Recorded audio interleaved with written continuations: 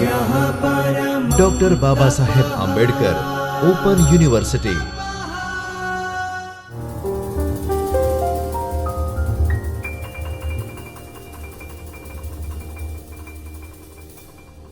The third poet that we are looking at in this block, as we are talking about early English poetry in India as part of our Indian writing in English, the third poet that we now have is Michael Madhusudan Dutt. You might be surprised with the name Michael Madhusudan Dutt. He was actually originally named as Madhusudan Dutt. When he converted to Christianity, he added the name Michael and he became Michael Madhusudan Dutt. 1824 to 1873. Compared to the two earlier poets that we have already talked about, Toru Dutt and Derozio, Michael Madhusudan Dutt lived slightly longer. He lived to be 50. He was a Bengali poet and dramatist. He wrote drama too. His earliest writings in English, he did not begin by writing in Bengali. He began by writing in English because he thought he wanted to be English. This was a period in Indian cultural history probably where we talk about imitating the ruler, and therefore he thought if you want to be appreciated, you should write in English and you should even be English in manner. So that's what he probably began with, but later he moved on to writing in Bengali. His main works were prose drama, long narrative poems, as well as lyrics. He is credited with being the father of the Bengali sonnet. I'm sure you've already heard of, studied about, learned various kinds of poetry. So you know the sonnet as a form is very important in English poetry. Of course, it began with Petrarch, the Italian poet, and therefore when we talk of the sonnet, we talk of two kinds of sonnet, the Petrarchan sonnet or the Italian sonnet, and then we talk about the Shakespearean sonnet or the English sonnet. But here I'm talking about the Bengali sonnet, and Michael Madhusudan Dutt is supposed to have introduced the idea of the sonnet as a genre, as a poetic form, into the Bengali language. I'm just mentioning two of his important works, Captive Lady and Visions of the Past. Very interestingly, because he was very proud of his ability to use the English language, he also wrote a number of letters in the English language. And today when we read them, it seems to be a kind of bombastic English. But remember, Victorian English was like that. After the Romantic Age and the simple language of everyday men, we suddenly move into the Victorian English, which you know is very bombastic. When you read somebody like Ruskin, you realize that the sentences go on and on, parenthetical sentences. Anyway, Michael Madhusudan Dutt also wrote in that kind of bombastic English. I've already told you that he introduced sonnets into the Bengali language. So today we have two sonnets by Dutt. I'm not rich, nay, not the future heir to sparkling gold or silver heaped on store. There is no marble blushing on my floor with thousand varied dyes. No gilded chair, no cushions, carpets that by riches are brought from the Persian land or Turkish shore. There is no menial waiting at my door, attentive to the knell, and all things rare, born in remotest regions that shine in and grace the rich man's hall, are wanting here. These are not things that by blind fate have been allotted ever to the poor man's share. These are not things these eyes have never seen, though their proud names have sounded in this year. A simple sonnet, which tells us about what he does not have, what he is not.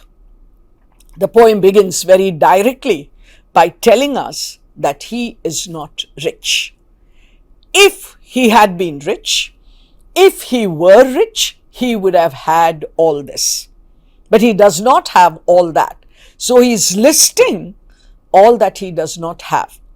And the poem ends by the couplet at the end tells us he does not have them, but he knows of them. He has heard of them, right? He knows what those words mean, but he does not have them. So let's look at the sonnet again, maybe line by line. I'm not rich, nay, nor the future heir to sparkling gold or silver heaped on store. You know, we talk about being born with a silver spoon. That means my parents are rich, my grandparents are rich, I'm born into wealth. But he says, I'm not born into wealth. It's not as if I've got mounds and mounds of silver or of sparkling gold. There is no marble blushing on my floor with 1,000 varied dyes. The dye today, you would spell D-Y-E, dyes as in colors. So there is no marble. My floor is ordinary cement, stone, wood, what have you, but certainly not marble, blushing in various colors. No gilded chair. I don't have a golden chair. No cushions. Carpets that by riches are brought from Persian land or Turkish shore. I think in India, even today, some of the most expensive. Within our country, of course, Kashmiri shawls are very famous. But if you look at really expensive carpets, not shawls. Yes, Kashmiri shawls too. But I'm talking about carpets. When you think of carpets, I think our most expensive carpets come from Persia. So I don't have carpets or cushions that come from Persian land or Turkish shore. Having talked about these materialistic things, he says, there is no menial waiting at my door, attentive to the knell. The knell is the bell, right? So there was the system of calling out to the servant by ringing a bell. You don't even, and many of the whites did not, our rulers did not even know the names of our servants, of their servants. And they would say, koi hai? That was the way they called. Or if it was a bigger house, they would ring the bell. But I have no servant waiting at my door, waiting for the bell. And all things rare, born in remotest regions, that shine and grace the rich man's hall, are wanting here, are lacking here. All that you would associate with a rich man's house, they are lacking here. That means I don't have it. These are not things that by blind fate have been allotted ever to the poor man's share. I'm poor. I can never expect to have any of these. And there are people who believe that fate is blind and therefore fate will give you gracefully, will give everything to everybody. But that's not true. Fates have never given me any of these because I'm poor. These are not things these eyes have ever seen, though their proud names have sounded in this year. I've heard of these. I know all of this. I know where it comes from. I know what it looks like, but I don't have it in my house. It's a simple poem. And like most other sonnets, there's no title of the sonnet. You know, even in Shakespeare's sonnets, either we gave them a number or we refer to them by the first line. I'm not rich is the title of this sonnet. Let's go on with Michael Madhusudan Dutt and do one more sonnet. But oh, I grieve not for the azure sky with all its host of stars that brightly shine, the green-robed earth with all her flowers divine, the verdant vales and every mountain high, those beauteous meads that now do glittering lie, clad in bright sunshine. All, oh, all are mine, and much there is on which my ear and eye can feast luxurious. Why should I repine? The furious gale that howls and fiercely blows, the gentler breeze that sings with tranquil glee, the silver rill that gaily wobbling flows, and even the dark and everlasting sea. All these bring oblivion for my woes, and all these have transcendent charms for me. A beautiful contrast to the earlier poem. The earlier sonnet mourned all that he did not have, talked about all that the rich have, but the poor does not have. I'm poor, and so the fates did not give me anything. This is a totally different idea, a contrast, because we are not looking at materialist things. Fate maybe has been unkind to me by not giving me all these riches, but I'm not grieving. Why? Because I have all these. And what are these? These are the beauties of nature. The azure sky with all its host of stars that brightly shine. Can you say you're poor? You can't look up at the sky? No, I can look up at the blue sky and all the stars that shine. The grain-robed earth with all her flowers divine. The green, I go out, stand in front of a garden.